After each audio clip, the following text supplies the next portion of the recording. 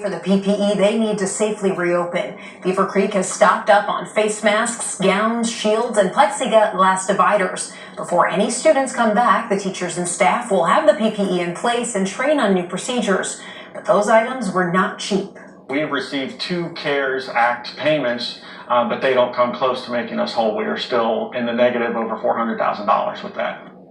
Kettering Schools also told News Center 7 it had to buy PPE to start the school year, and it will teach students about PPE and sanitizing.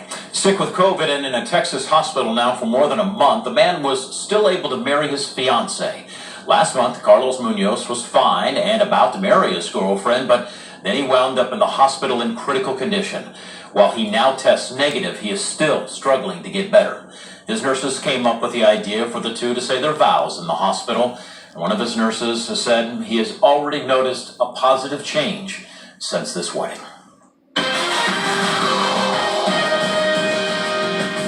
Looking outside right now in the Miami Valley, conditions are dry. We have overcast skies, but that will soon change. Notice the big picture view showing some showers off to our south and southeast in West Virginia. We have a few more showers in western Kentucky and southern Indiana.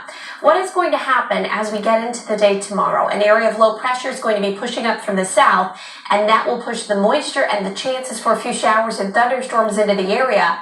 Not only for Friday, but Saturday as well. And then a cold front's going to kick this all to the east, and drier, more comfortable weather returns for early next week. As we get into the Miami Valley, notice the cloud cover has thickened up since earlier on today. We're partly cloudy to mostly cloudy throughout the entire area. Temperatures have held steady because of the added cloud cover and acts somewhat like a blanket and keeps us insulated so you don't really lose the heat of the day that you acquired. Temperatures right now at 75 degrees and only expected to fall to about the upper 60s by tomorrow morning. For us in the city of Dayton, we'll fall to about 68 degrees. It will stay quiet, muggy, and mild with those mostly cloudy skies in place. Tomorrow afternoon, 86 degrees is where we're headed for a high. It'll feel a few degrees warmer because of the humidity still out there, and that may fuel a few more thunderstorms as that low pressure creeps a little bit closer to our area. I'll show you all of that on Futurecast. There's tomorrow morning. Notice we have that mostly cloudy sky, but we are dry to start your Friday. By around 2 o'clock, a few isolated downpours or rumble of thunder begin to develop. Notice as we move towards 5 o'clock, the coverage becomes a little bit more scattered and widespread, with locally heavy rain and gusty winds possible. I don't anticipate at this point to have any severe weather, but some of those enhanced storms could produce a good amount of rainfall that may create some minor flooding. On Saturday, we're dry to start the day. Then towards Saturday afternoon, here come those showers and thunderstorms once again, and that'll be especially east of Interstate 75 as the low is actually starting to pull a little bit out towards central Ohio. Still, a few showers or a thunderstorm may drift far west. Just that better chance is on the eastern side of Dayton. By Sunday, we wake up dry, and then into Sunday afternoon, a cold front moves in, and once again, there is that chance for some showers and a few storms. All through the weekend, though, the severe weather threat is not anticipated, so that is a good thing, but still any thunderstorms do have that threat for lightning, so you have to watch out for that.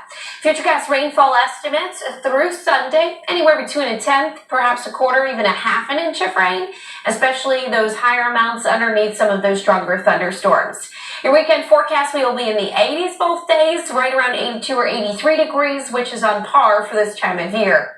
Just a quick look at the tropics. Still, Tropical Storm Josephine with winds of 45 miles per hour is moving to the west-northwest steadily at about 17 miles per hour. Gaining strength a little bit as it makes its way towards the Leeward Islands, but is expected to stay north of that and away from the east coast of the United States as we get into next week, and will be weakening as it approaches the Bermuda area by Monday or Tuesday. 5-day forecast, temperatures are in those 80s all the way through the weekend. Notice the cooler and more comfortable weather settles in for early next week with highs in the upper 70s to low 80s. Meteorologist Kirsty's on TV's up with you at 4:25. She'll have the latest on any showers or storms for the second half of the day. I want to set the scene for you here. A man in a wheelchair was stuck on railroad tracks with a train seconds away, but so was a California police officer. Can you get up?